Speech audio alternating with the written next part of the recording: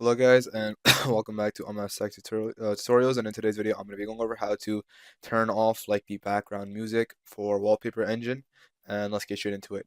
So all you have to do is open up Wallpaper Engine and whatever what's it called, whatever like wallpaper you want. So let's just say I want to do this one, Stalker Snowstorm.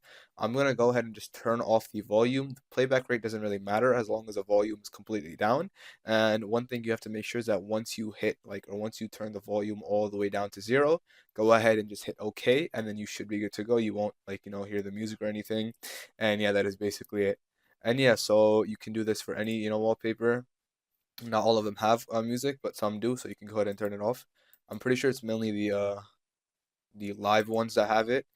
Yeah, I'm pretty sure the live ones have it, but the regular ones, like the still ones, don't.